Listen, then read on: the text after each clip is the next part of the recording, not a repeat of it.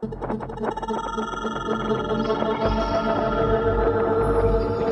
saw the city in the deep, deep distance that was dark green and all these lights flickering and clouds flowing over it. And this all started after tremendous geometric patterns that are incredibly rapid that you cannot describe to anybody. They're so fast.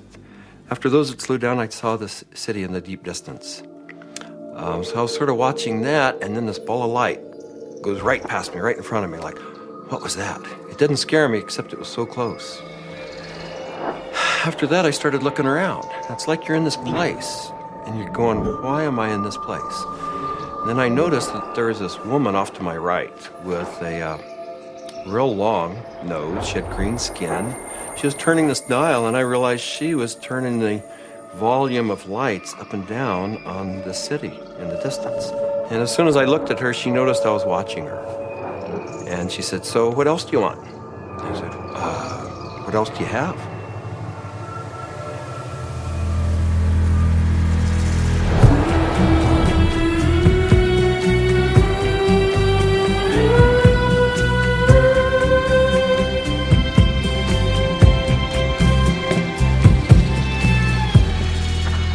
This is the story of DMT, or dimethyltryptamine, a simple compound found throughout nature which has profound effects on human consciousness. One of the things, besides what it does, one of the things about DMT that always fascinated me was the fact that it's such a simple molecule. DMT stands for dimethyltryptamine, N-dimethyltryptamine. If you actually look at the ring structure of DMT itself, you only have really 4 positions that you can attach things to. So you can make diethyl or dipropyl. There are some other types of carbon chains you can attach to that end that do give you compounds that have activity, but very different from DMT. It biosynthetically, it's 2 steps from tryptophan. Right, 2 trivial enzymatic steps from tryptophan. Well, tryptophan is an amino acid, of course, and it's everywhere. So all organisms have tryptophan, and all organisms have the 2 key enzymes that lead to the synthesis of DMT. And these enzymes are very ancient enzymes. They're all over the place. They're, again, part of basic metabolism. So theoretically, anything could synthesize DMT. DMT is astonishingly widely available in plants and animals all around the world, but so far nobody really knows why it's there or what its function is. That's a $64 billion question, is why is DMT in our bodies? Why is it in plants and all sorts of mammals? And what is the role it plays in humans? The conventional wisdom 30, 40 years ago was that these things had no real function. They were just sort of physiological noise, but that's a very naive understanding. And what we now understand is that these secondary compounds are, in a sense, the language of plants. These are messenger molecules. This is what plants use to mediate their relationships with other organisms in the environment. Why is it that human beings' central nervous system are wired to receive this experience? Must be that, there's important information to be learned. So I don't think it's universally present in nature by accident. It has a real function. We have co-evolved with these plants. There's a purpose and a meaning to it.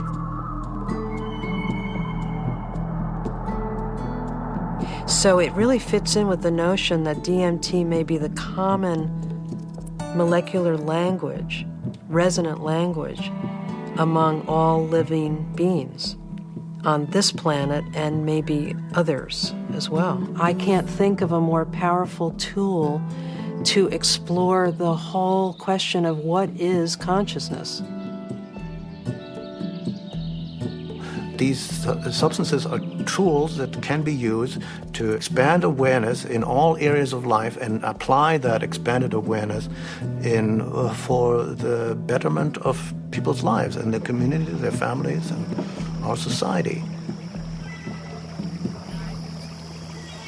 The good news is that there's a growing number of Westerners and actually intellectuals, scientists, artists, movers and shakers, filmmakers, and so on, who realize that this stuff is all too interesting just to go on keeping it swept under the rug. And meanwhile, the Inquisition was a long time ago. The birth of rationalism was a long time ago. At this point, there's no good reason, apart from bad habit, to keep up these barriers. With the help of two concepts that are traditionally opposed, science and spirituality, we humbly reintroduce psychedelics back into the cultural dialogue. DMT, the spirit molecule, it's a conundrum, it's a paradox. What the spirit is the inner world. The molecule is the external world. So the psychedelics or entheogens take us from the science to the spirit. I was drawn to the pineal gland, which is a very small organ in the center of the brain, which has always been an object of interest and even veneration for a lot of esoteric physiological disciplines. I thought, it wasn't totally crazy to presume a pineal site of origin of DMT. Which, fit in nicely with my theory that the pineal was somehow involved in naturally occurring mystical states. This hypothesis proposes that the pineal gland at certain times, when it's under a specific stress or stimulation, it releases a significant amount of this hormone, DMT, and it's that hormone that facilitates the entering and exiting of the soul in the body. This is what the Jewish sage mystics have been describing in a coded language for literally thousands of years. Through meditation, through fasting, chanting, any number of techniques, there might be a burst of endogenous DMT that was correlated with mystical and near-death experiences. And I had this theory that there is a big similarity between psychedelics and experiences that were possible with a lot of meditation. And that was one of the original findings that led me to start looking for a spirit molecule, for a compound in the brain that elicited mystical experience.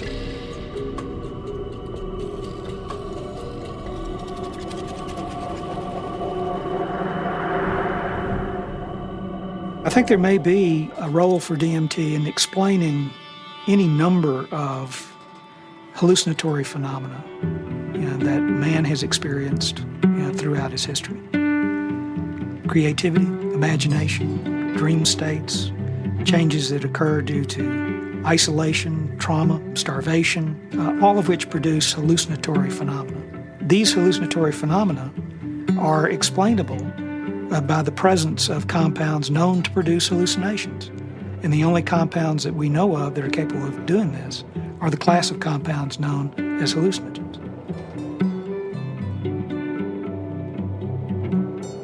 When thinking about spiritual states, I think endogenous hallucinogenic compounds and molecules that the brain can potentially release are probably very relevant to this topic, because on one hand, they may really help us to elucidate what is the neurochemical mechanism of these experiences. I mean, if we can say that there's a release of endogenous opiates, or we can say that there's a release of dopamine or something like that, and we can measure that release and we can see where in the brain those different molecules go, what receptors they activate or deactivate, and hence we can really learn a lot more about what these experiences are, because it really can allow us to match up these experiences that people have with hallucinogens, as well as understanding where they are related in the context of the brain's receptors and the different parts of the brain that may or may not become active.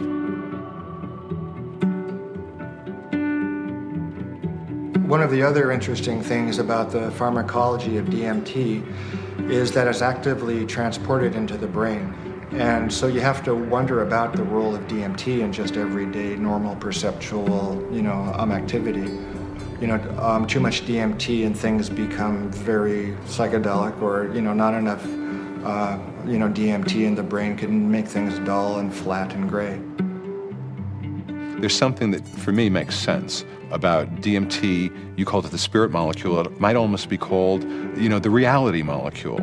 Philosophically, it makes sense that something that would be so fundamental to the way we perceive reality would be imbued out there in reality.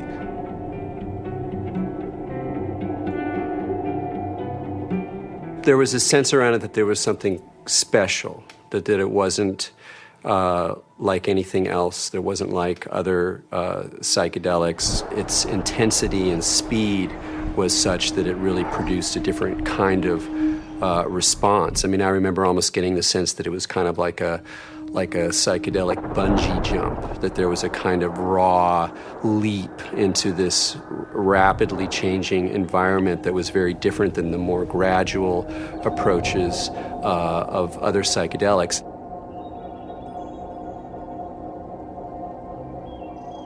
Smoke DMT is sort of like the drive-by shooting of psychedelics. You're in one place, bang, you're in another place, and then bang, you're back down. So it doesn't leave a whole lot of room for that narrative of who am I, what am I doing here, why am I in this space, what am I learning? It's almost like there was too much information to process in that few minute span to integrate once you drop back down. Dimethyl when it's administered, has a very rapid onset and a very short duration of action. This is because it's very rapidly broken down by the body so that it can be cleared. DMT is rapidly degraded by an enzyme in the liver called monoamine oxidase, or MAO. That's the reason it's not active when you take it by mouth. Whereas psilocybin, when you take it by mouth, it's not broken down by monoamine oxidase very quickly at all. So it gets through the liver and passes on into the bloodstream and into the brain.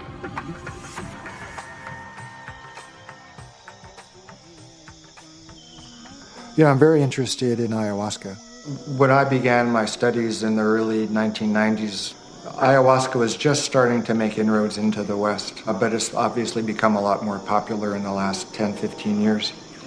And the visionary ingredient in ayahuasca is DMT. Through some amazing feat of pre-literate chemistry, the Amazonian natives stumbled upon or combined whatever. I don't know how they did it, but they found that one plant contains DMT and one plant contains an enzyme inhibitor. Combine them, you can drink DMT and it's orally active. So it starts working in a half hour, lasts for 3 or 4 hours. And you can, maneuver a lot more comfortably within that state than you can when you're just smoking it or injecting it. Orally active ayahuasca tends to pick you up and gently carry you into the space and hug you and embrace you and clean you and show you all sorts of mystical visions, and then it very gently brings you back down like you're floating on a feather back to the ground. As valuable as my DMT experiences have been, I feel that there's a lot more enduring value, really, in this folk technology, which stretches it out and makes it a navigable space. Our whole Western, European-derived tradition of distilling alcohols and isolating chemicals and making everything stronger and taking it out of nature and putting it into the biggest punch that we can, I don't think that generally that's the most useful way. I think there's a reason that cultures have learned to turn a 5-minute experience into a 5-hour experience. It seems to me that ayahuasca has had a plan and that it's reached out into the world and brought DMT into many, many thousands of lives in a much bigger canvas than it had reached for the last 10,000 or however many years. And it's done it very rapidly and it's done it with form to go with it. And ayahuasca is much harder for the power structures that we have now. It's much harder for them to put down because it has been part of a legitimate religious and spiritual practice for thousands of years, certainly in the Amazon. And we can't just dismiss all that as primitive mumbo jumbo and superstition. We have to get to grips with that on its own terms. I think that there's a growing number of people who feel this desire to get back in touch with nature, with plants, with animals, and who know that through the shamanic path there's a way of doing this, and that actually these tools, these psychoactive tools for plants like ayahuasca is a very direct way of doing this. Now, it may not be everybody's cup of tea, and I think a lot of people are actually with reason afraid of it.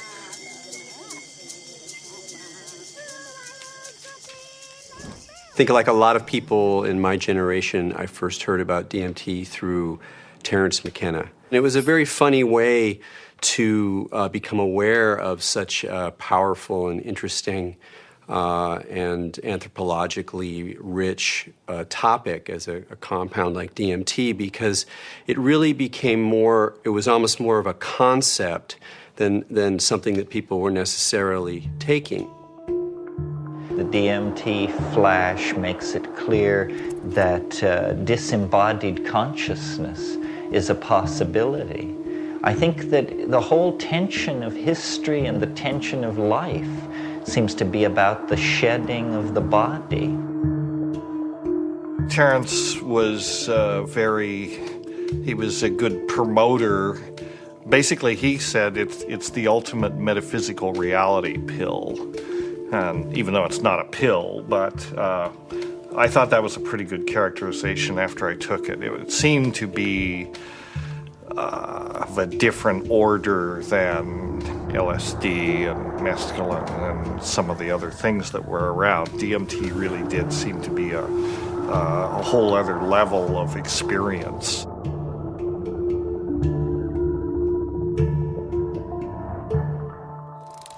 I ask that you suspend any opinions, either negative or positive, about these compounds. Whatever you believe their value to be, they continue to have profound effects wherever we find their use, whether it's contemporary Western culture or in the Amazon rainforest. It was in the 50s that the ayahuasca churches started going public. You know, that there was a kind of transition from the indigenous Indians in South America to the mestizo people in the cities, and then these churches, you know, the Santo Daime Church and then the UDV Church a little later, started doing ceremonies that would made the ayahuasca accessible not just to Indians but to urban people in the big cities in Brazil, who are as far from the shamans as we are. In the early 1990s, the UDV established a branch of their church in the United States. In the late 90s, the U.S. Customs Department, along with the DEA, intercepted a shipment of ayahuasca. The church protested the government action. They contended that it violated the Religious Freedom Restoration Act, and the case was heard in the U.S. Supreme Court. And in February 2006, their decision was announced, and it was a unanimous decision on the side of the UDV. Why is it that in the entire Western world, these substances that have been found to be so interesting by hundreds of cultures for thousands of years are prohibited? How did these cultures that consider themselves to be enlightened, democratic, and scientific get to declaring plants illegal? It can seem weird, but there's clearly something deep and revealing about the nature of these societies. Our society values alert, problem-solving consciousness, and it devalues all other states of consciousness. Any kind of consciousness that is not related to the production or consumption of material goods is stigmatized in our society today. Of course, we accept drunkenness, We allow people some brief respite from the material grind. A society that subscribes to that model is a society that is going to condemn states of consciousness that have nothing to do with the alert problem-solving mentality. And if you go back to the 1960s, when there was, a tremendous upsurge of exploration of psychedelics, I would say that the huge backlash that followed that had to do with a fear on the part of the powers that be, that if enough people went into those realms and those experiences, the very fabric of the society we have today would be picked apart, and most importantly, those in power at the top would not be in power at the top anymore.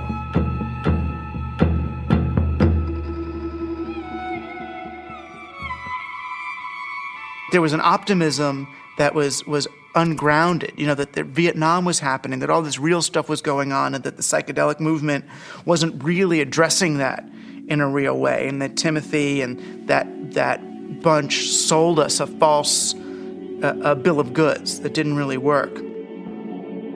We are now, whether we like it or not, in the psychochemical age. In the future, it's not going to be what book you read. It's going to be what chemicals do you use to open or close your consciousness. Chemicals can help us learn faster. Chemicals can help us expand or contract our consciousness.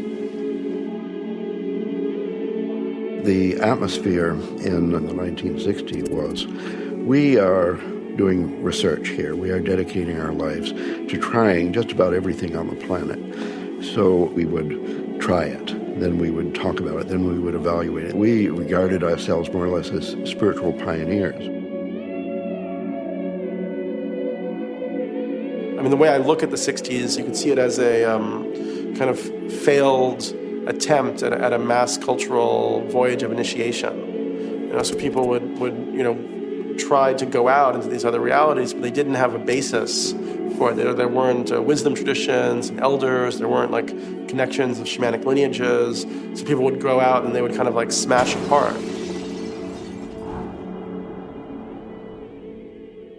Timothy Leary really so discredited a scientific approach to studying this because he started off doing interesting research and then got into advocating use in a way that was incredibly threatening. Culturally, we reacted, and politically, it became impossible to do this sort of research. Funding agencies didn't make resources available. Regulatory agencies increased the practical hurdles for initiating this kind of research. And I think people who had interest in research of this type largely were discredited because of their interest in the research. Social, political, scientific issues that came together pushed these drugs out of the scientific marketplace.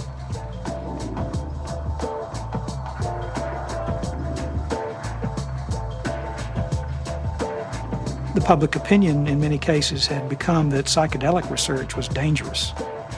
The lay public was uninformed about the true nature of these compounds and what their importance may be in the understanding of perception itself. One of the tragedies to me is that the clinical research on these substances pretty much stopped around 1970.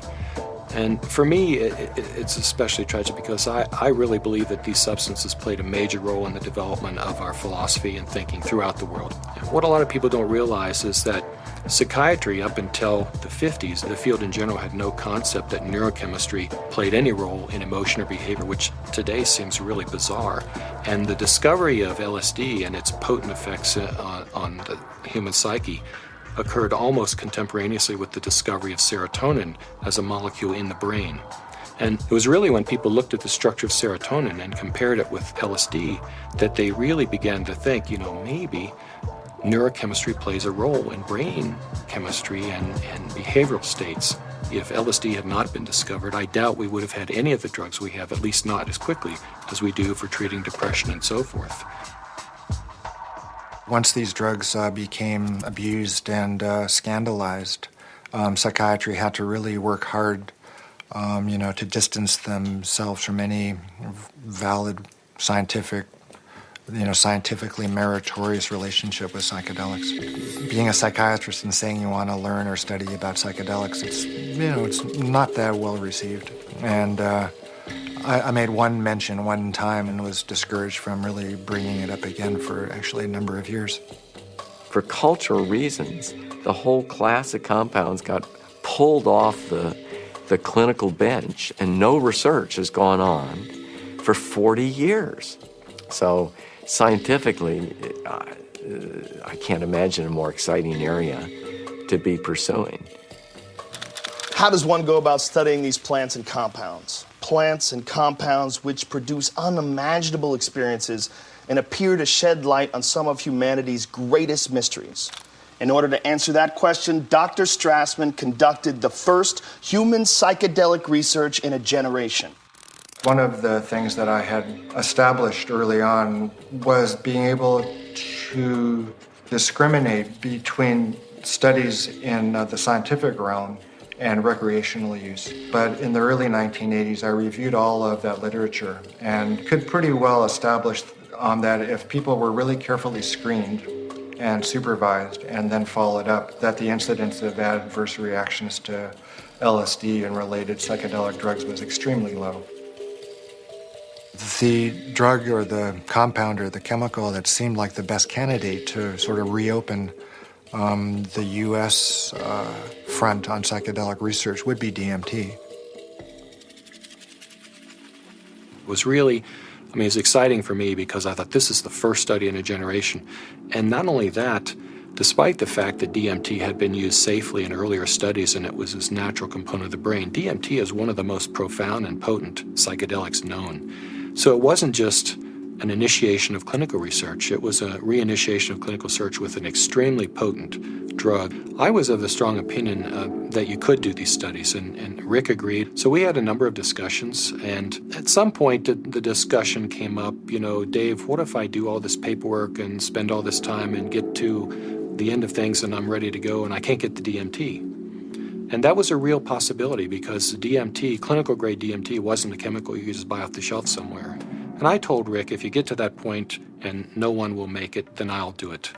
And ultimately Rick got to that point and I made it.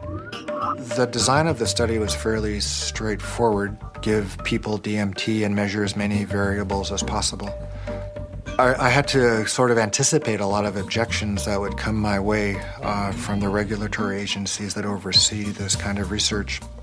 So at that point began a 2-year process of dealing with not that many regulatory agencies, but fairly monolithic ones. One sort of a sidelight of the protocol was the involvement of a psychiatrist from UCLA named Daniel Friedman.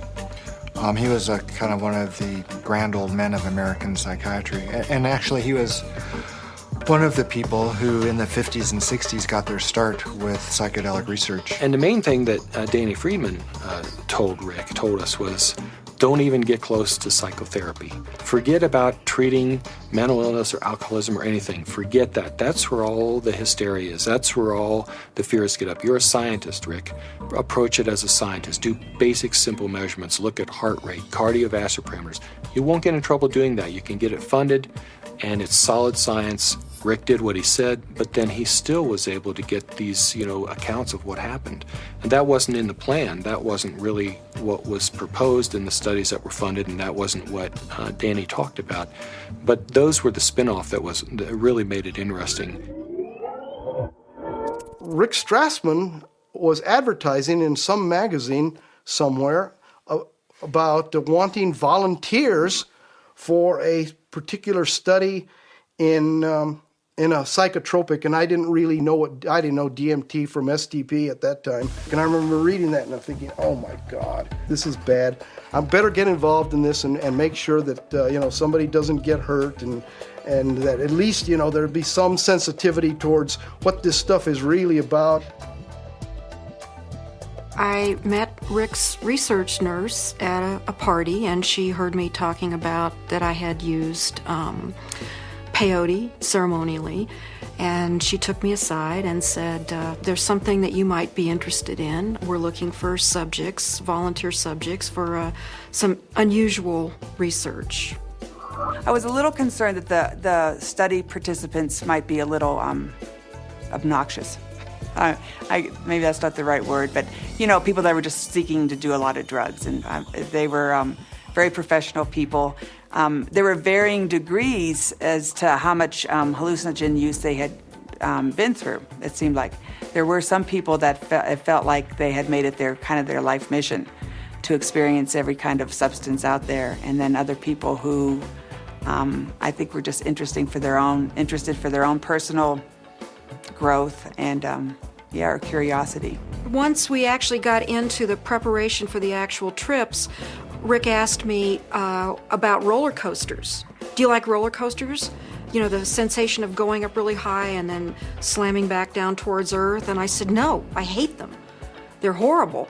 And he said, not good. I just wanted to go with the experience, learn as much as I could, absorb as much as I could, and be humble to it. The idea of legally sanctioned psychedelics was just very compelling. Plus, you're in a hospital, so should you get that uncomfortable experience that you're dying, you're with doctors in a very safe environment from that point of view. I mean, this was really very cutting edge, very out there, it was high risk, and people knew what they were getting into, and they wanted to have the extra reassurance, and I was glad, actually, to have a crash cart in their room and a team, in the hospital to respond to any emergencies. You're in this hospital room, and there's all the sounds and the smells and just the prior experiences of being in the hospital. All these negative things come back. So there was the whole environment to be overcome, because little did I know that it didn't matter where I was. I wasn't going to be in my body. I was going to be out in the universe, and it didn't matter where you launched from. It could be a hospital room. It could be the jungle in the Amazon. It didn't matter where you were, because you weren't going to stay there. Set and setting is so important. It's even more important than the substance. More important than the substance. Set and setting is everything. Now, what is the set and setting when you are blindfolded? The set and setting is not what you're seeing. You're not seeing anything. The set and setting is your internal self. The things that you have learned, the capacities that you have achieved, the conditions of your own psyche and psychology, these are your set and setting. It's the medicine combined with or interacting with the set and setting that creates an effect of safety, of trust, of comfort, and of resourcefulness that makes it possible for you to take some big leaps and receive some big gifts. And if that's not there, you just get terrified. So I didn't really have physical fears so much that they would die or have a stroke. I did have some fears about people's mental health, especially with some of the higher doses. We gave one gentleman who had a lot of experience with the drug one dose, and he didn't think it took him far enough. So then we gave him a higher dose, and he was gone. He was really gone. It reminded me of something from The Exorcist. I mean, he just boom, sat bolt up in the bed, and his eyes opened up, and they were completely dilated and black. And I almost thought he was going to turn his head completely around. And I remember looking at Rick, and Rick looked at me, and I thought, oh my God, he's gone. I hope he comes back. And he did. The countdown was like, counting down preparing for your death, like waiting to surrender. And you'd feel the coldness, and the coldness just going through your veins, and it's really indescribable. It's hard to, it's like ice going through your veins. And the next thing that would happen, besides my racing heart, is this burning sensation would happen on the back of my neck. I mean, this was reliable. This is like clockwork. This happened every time that you shot me up with DMT. And then there'd be a hum. And the hum would get louder and louder. And to the point where it broke apart everything that I was or knew it was just this. It just got louder and louder until you just had to surrender to the sound. And then you were there. I would get a warm, full feeling, a golden feeling in my chest before it went to my head. And I'd feel this warm rod, about 1.5 inches in diameter, start growing up inside my central channel. It would come up and sort of slow, warm up my chest, go up through my head, and slow down and put tremendous pressure in my sinuses behind my eyes, and slow down. Start to grow and distend the skin behind my forehead about 1 inch, behind my hairline. And when it had, I was afraid it was going to pop my skin a few times because it was a very physical feeling. About 1.5 inches, 2 inches above my skull. When it popped through there, then the psychedelic trip would start. I thought I died. I saw the white clouds, the Renaissance white fluffy clouds with the gods and the angels and all that stuff is what I saw. I thought I was dying and going out, but I did take a quick look at Cindy and a quick look at Rick because I had my eyes open, and they were both there watching, looking very calm. I go, oh, that's really good news. My body looks fine.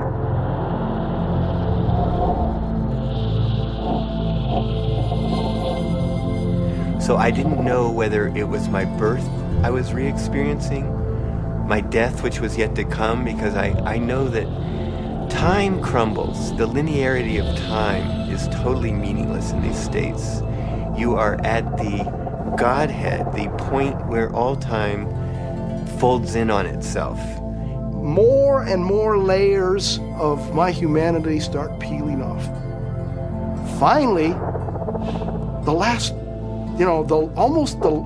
layer, and I can't even describe what it is, but you have, at some reaches way in there, there is like the last layer of that which defines you as a human being, and it goes click. You are no longer a human being. In fact, you're no longer anything you can identify. There was no concept of time. It was so disorienting. I was so terrified. I have never in my entire life been so terrified to be blasted out of my body, to leave my body behind, to be going at warp speed backwards through my own DNA, out the other end, into the universe. And so I went right into this white light. As soon as I went into it, I lost any sense of being different, any sense of what I was doing, past, any sense of future. It was absolutely blissful and euphoric, and I just felt like it wasn't I. I was everything. I was the light. There was no sense of separation, no shadows, no differences, no past, no future. It was all present and white yellow light. Then I felt myself falling out of this light, and as I fell out of it, I could feel the light was like a glow, like the sun with flames coming out and lapping out, and I could already start to feel this tremendous separation. I reached across, and it was suddenly I'm in the universe, in this huge void, with these beings on the other side, and I put out my hands, and this incredible rainbow of pink light went between me and these entities. And I was trying to make it be like a white light, but it was this incredible pink light, this energy of love this capacity of love that we as human beings have, that I was trying to just send to them. This meteor-like trip through the infinite space of the interior consciousness is up pops the picture puzzle pattern door, and I'm now whizzing through this sucker like if it was nothing. I'm flying through it. But now I know what the picture puzzle pattern door is. The picture puzzle pattern door is the farthest reaches of your humanity. This is the doorway into what defines you as a human being. When you go past that, you stop being human to a degree, and the further you get past this point, the further away you go from being a human being. But right here, this picture puzzle pattern door is everything. It's everything. It's what defines you as a human being. This picture puzzle pattern door is you. This is like the actual core of where all of reality is emanating from. This is where meaning comes from. Symbols were pouring out. They were intertwined. Every symbol and letter and in every language was pouring out of this point. And I looked around at my environment and I was trying to absorb everything, to understand, but there were all of these machines or structures or things that I had never seen before, that I had no idea what they were. I was like a caveman in a computer lab. I didn't have any idea, but I knew in my intellectual awareness that this was a very advanced civilization or life forms or whatever they were. They were so far advanced from what we know here on Earth. There's one state in it, I call it the hobby horses, and they're interlocking, reticulating, vibrating hobby horses. And I use that's what they seem like to me. They interlock and they form a visual pattern that seems infinite in scape.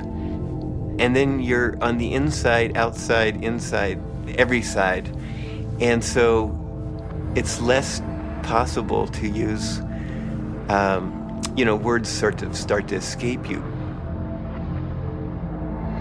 The texture of the space was very much like an animated Mexican tile. It seemed to be hyper vivid in color, in a Technicolor sense, but also very clay-like and earth, like with an earthen, pointing towards earth, but not really being of earth. And there was no I. There was just a sense of a witness being suspended in this incredible vaulted space, like a cathedral made out of stained glass of all imaginable colors. Unbelievable brilliance and saturation of color. Just this amazing pattern in this dome, this gigantic dome. It felt like the size of a small planet. And there were these winged beings. I don't remember exactly what they looked, but were like angels, something like angels, that were majestically kind of flying through the space. But there was something about the quality of how they were flying that was unique. I'd never seen anything like it.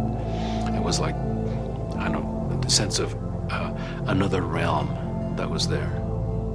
My sense was at some point there was this implicit sense, this is the divine realm. This is the divine realm. And it was not like a thought, but it was like this implicit kind of grokking recognition. It was all very, very impersonal until I got to the space where I realized that I was in the area where souls await rebirth. And I was there, and I had been there so many times before. I recognized it, and this incredible transcendent peace came over me. I have never in my life ever felt such peace. Everything was stripped away. Every hope, every fear, every attachment to the material world was completely stripped out of me. I was free to just be the essence of a soul.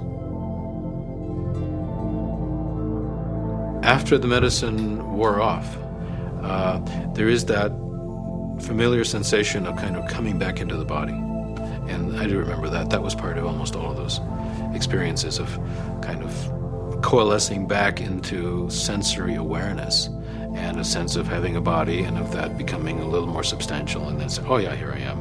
And I live in a body and I'm okay. So Laura removes the eye shades. And I ask, not really with my eyes open quite yet, I ask, how long was I gone? because I needed to know. And Rick chimes in like 15 minutes.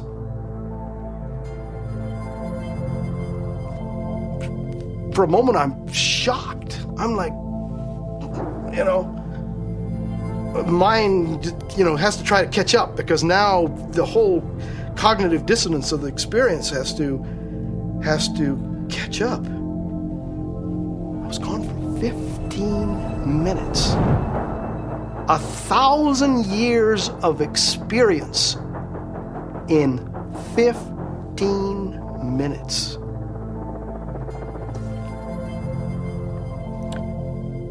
Well, to say the least, it was profound.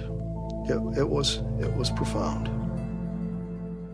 I mean, it's amazing. I mean, it's amazing what a human being can experience in a hospital bed.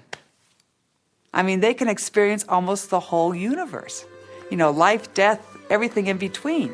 This is not some recreational thing, and I don't believe anybody should enter this lightly. It is life transformative.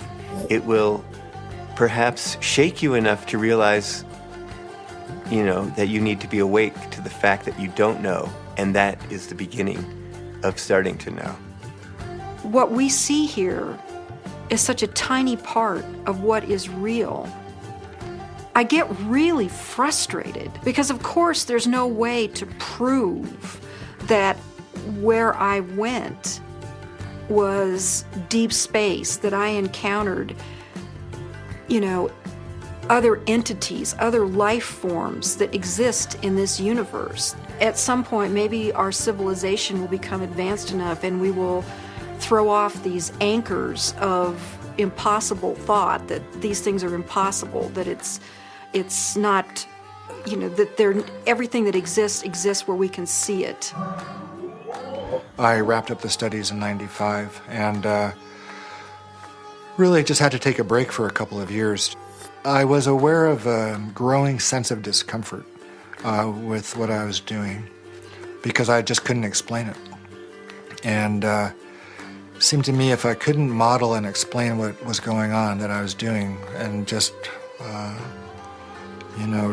bringing people to the edge of these kinds of experiences, it seemed like I ought to.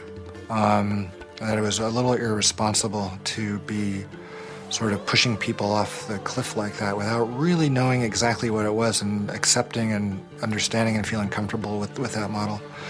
And, I think what began dawning on me after a while once I stopped the study was that I was really dealing with a spiritual phenomenon. What do these experiences say about the nature of reality, the nature of our minds, or the function of our brain that we can so quickly shift into these alternate realities? Let's take a step back and consider how these experiences inform us about ourselves, our consciousness, and the symbiosis of the two. It started seeming to me that what was happening with DMT, particularly with respect to some of these reports of entering parallel or alternate or freestanding parallel sorts of realms of existence, is that indeed was what their consciousness was doing. The chemistry of their brain, which is the organ of consciousness, was being changed by DMT in such a way that they could then receive information that we weren't able to receive normally.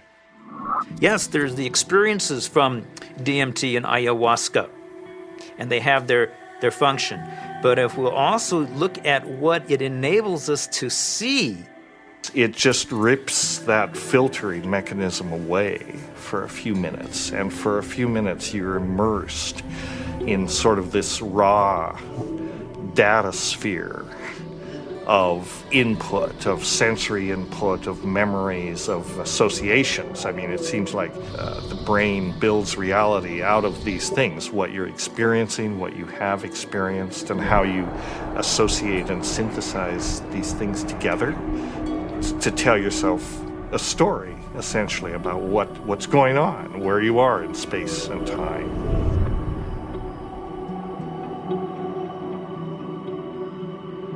It's the brain that helps us to process all this information and to create for us a rendition of what our world is all about. But we're trapped within that brain. However, in spiritual experiences where people feel that they get beyond the self, in certain types of psychedelic experiences where you have incredible sensory and other types of phenomena, people really feel like they are able to kind of get outside of their brain.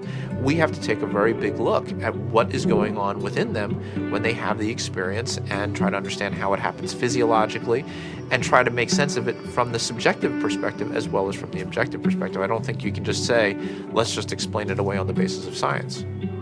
What I was doing early on when I was hearing these reports were interpreting them, calling them psychological or brain chemistry aberrations or whatever, that there was a part of the brain that was being dinged that was responsible for the alien appearance phenomenon. This is not a new phenomenon. Entities in altered states have been recognized for an extremely long time in many cultures over the millennia. Helpers, spirit assistants, angels, all of these different entities have been fairly common throughout man's experience of altered states and through much of man's mythology.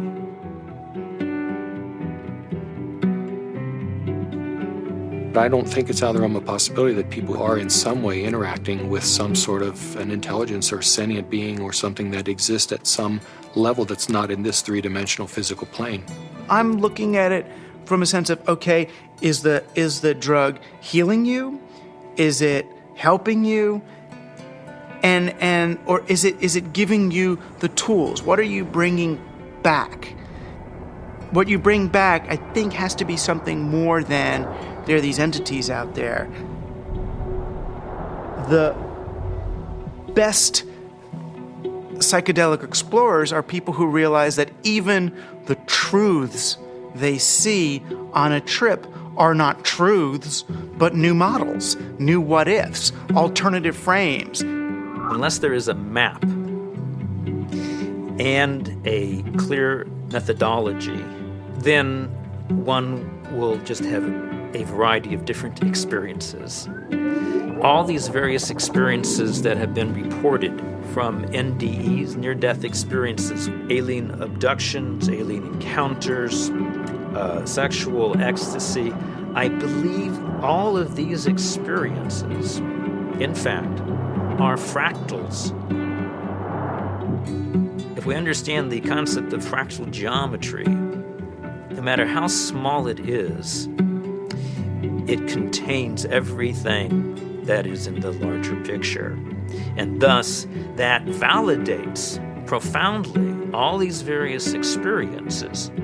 Discount the phenomenon as hallucinatory or imaginary. I think it's maybe more useful to look at a mechanism of action. If it is real, then perhaps how does it work? Look, there's extraordinarily regular phenomena that come up with these things that are clearly linked in many ways to these larger human issues around mysticism or religious experience or encounters with other entities. And here we have it. And if you can't go in there and really go in there and account for this material inside your neuroscientific framework, you're leaving a huge gap. You got to account for this stuff the way you got to account for dreams, the way you got to account for all sorts of psychoactive responses. Using DMT as an explanatory model, as kind of the mediator between our consciousness and the consciousness of a non-corporeal sort of reality, it's handy. With DMT, there are no words. I would try to wrap mathematical vocabulary around the experience afterwards. I specialized in the metaphor of vibration and how vibrations in fluids created form in fluid, and that would be the key to the relationship between the spiritual realm and the ordinary realm. This was the window that was opened by DMT. Using psychedelic drugs or other types of pharmacological substances can help to induce a state where people feel that they touch a deeper sense of reality, where they understand reality on a more fundamental level, and they gain a great deal of insight and knowledge into the ways in which the world works and how they are, as a human being, supposed to relate to that world. DMT is somehow, it seems to me in my experience, more of a breakthrough than LSD, mushrooms, peyote, and so on. It's instructive. It's more supportive of future evolution and the creation of the future. And it is, in itself, more of a mystery. How could this little stuff produce something that has intelligence, that is actually a doorway to another reality? So what is the nature of reality, and what is the nature of how we as human beings experience it? Can we understand it better? Are we capable of understanding reality on some very fundamental levels? And what do we need to do in order to prepare for that? There are parallel universes, it seems. At least that's a theory in modern physics. There is dark matter, which is a huge amount of the matter of the universe, maybe 95% or more. As radical an idea, it's just a logical extension in some ways of instead of using a machine to see more than we normally can see, we're using the brain. There are fields which are undiscovered so far, which have nothing to do with anything that is discovered so far. The gravitational field, was unknown before the year 1604. The electromagnetic field, unknown before the year 1830 or something. All of these, what we call the fundamental fields of mathematical physics, are new discoveries. Dark energy is also even newer discovery, and beyond that are maybe more discoveries yet coming beyond our cosmos itself, in higher dimensions, as they say. I still don't have very much use for the concept of God, but I do believe that there are higher levels, transcendent levels of reality, and I'm actually now starting to really believe that the brain is not the source of consciousness, is not really who we are, but is more like a radio tuner for something way bigger. Are these experiences, spiritual experiences or otherwise, are they created by physiological processes, or is the brain itself responding to something that's going on? And the fact that somebody may actually find a way of turning on their brain to spiritual experiences, again, I'm not sure that necessarily diminishes the reality or the realness of what those experiences are about. If the pharmacology or the psychopharmacology of psychedelic experiences turned out to be essentially the same as religious or spiritual experiences, it would help us to understand where these experiences are occurring within the human brain. I'm actually quite convinced that we're probing the biological basis of moral and ethical behavior. I think these primary religious experiences really are at the bedrock of the world's religions. The research and knowledge and speculation about the pineal body and DMT is, in fact, the hand of God that is interacting with our natural evolution to stimulate and accelerate the process of redemption of individual and of collective global enlightenment. Because of my ayahuasca experiences, I consider myself a spiritual person. I know things now that I could never have known otherwise.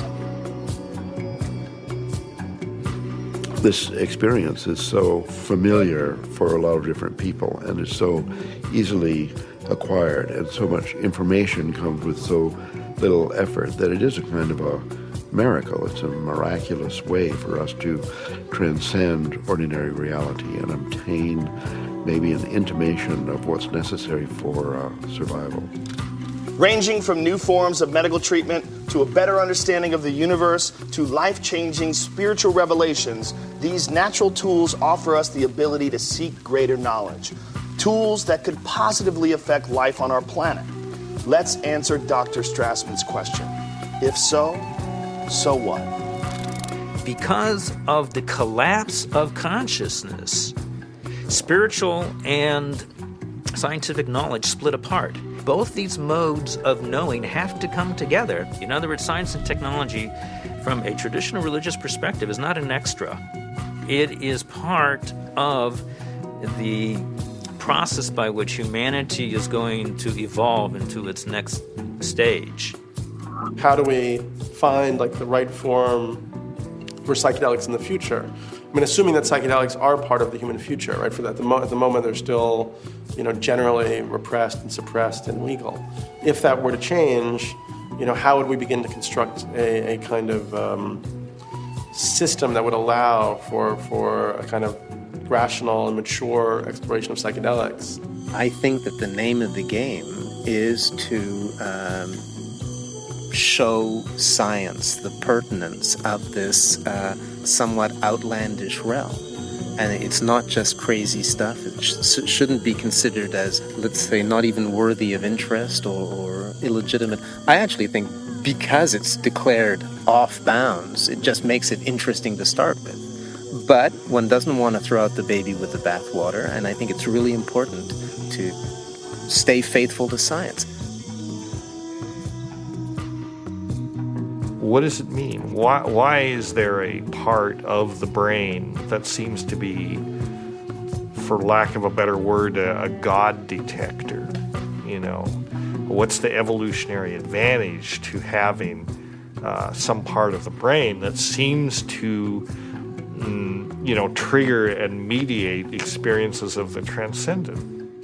The Kabbalah is revealing to us that the pineal body is actually the very edge of the higher dimension that is penetrating into our lower dimension, and it is located precisely in the middle of the brain.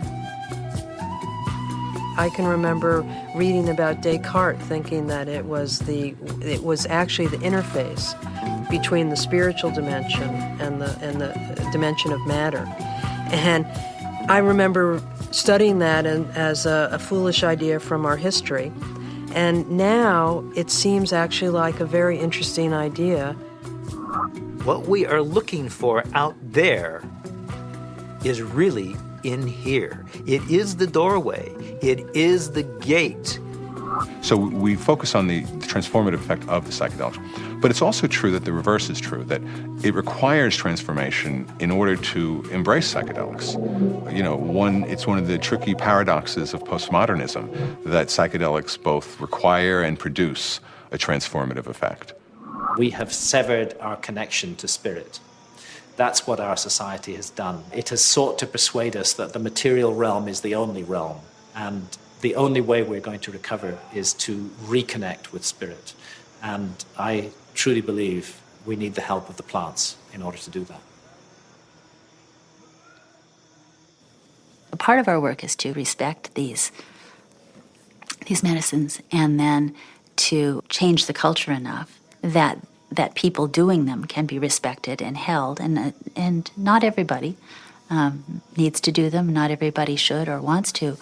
But that it isn't pushed to the side. And so part of that does involve then research, because that's how in our reductionist society we validate things.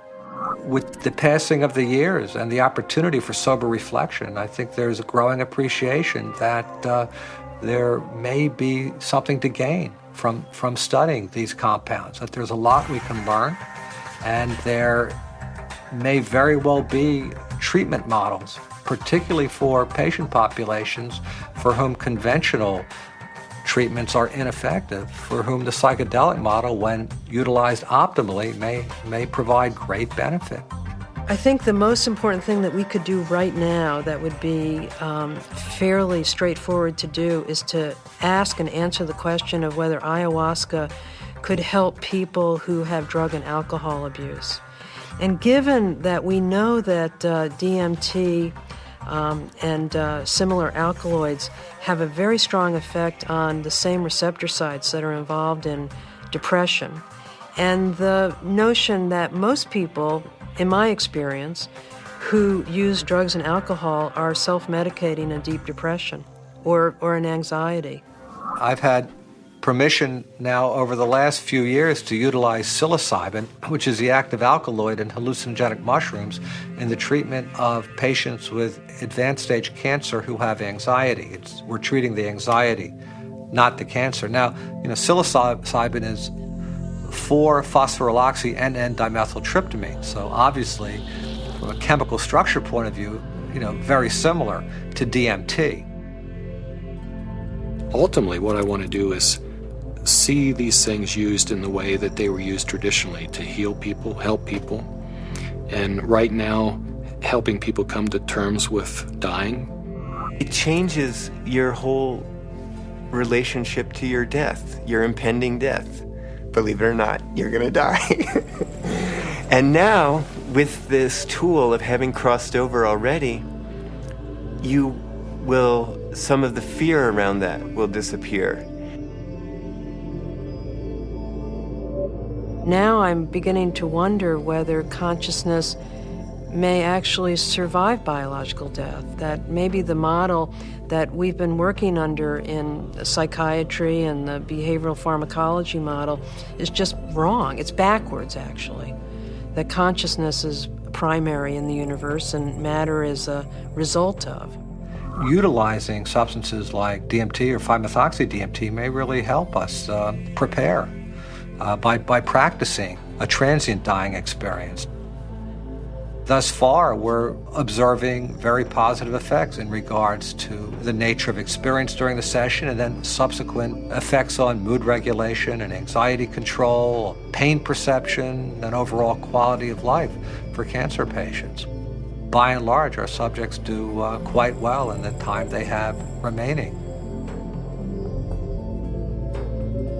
For those people who do come to terms with it, part of it is a recognition that these psychedelics open up a space that they weren't aware existed and sort of give them a vision of what could be past death, as well as a better perspective on the accomplishments they've made in life, a better feeling about what they've done in their own lives.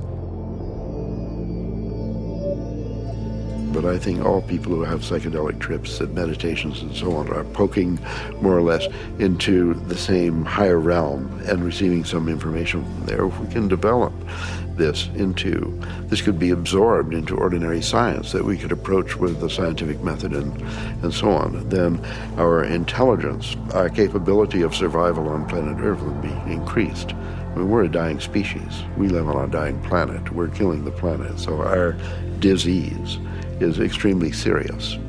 And therefore, we're desperate to find new information, ideas, and so on that can transcend. We have to evolve.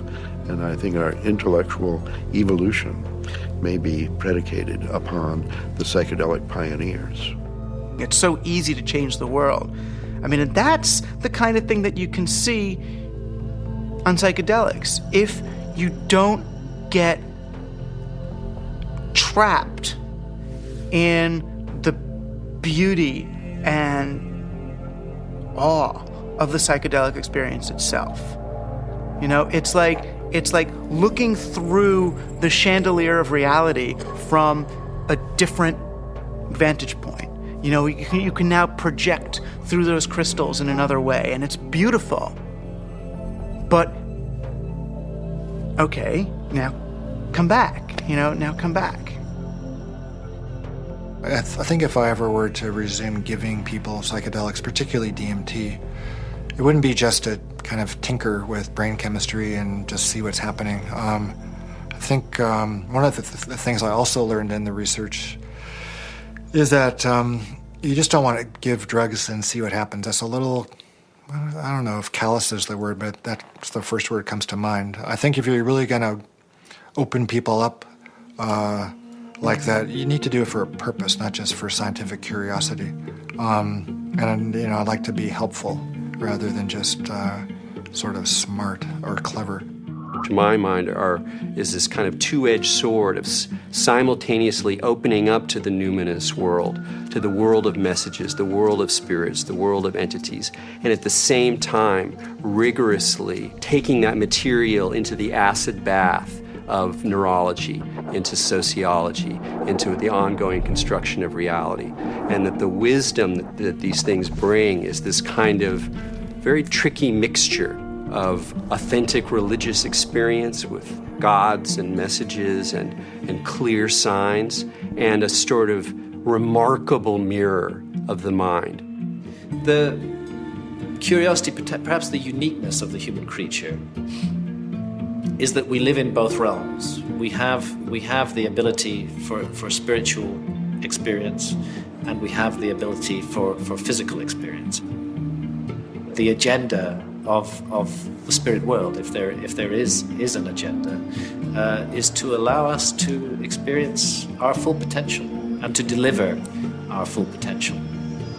And maybe the choices that we are making right now as a civilization and a society rebound far beyond ourselves.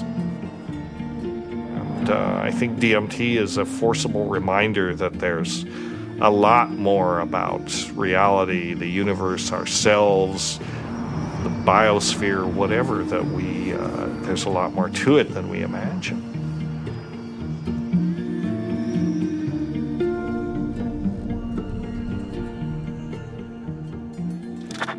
It seems our reality is not the only reality. Occasionally the cracks reveal themselves and may even want to be discovered. As humans, we are creatures that thirst for knowledge. We spend time, money, and infinite energy searching for it, in schools, in churches, in business, and in technology. Knowledge is power, and thus our greatest quest.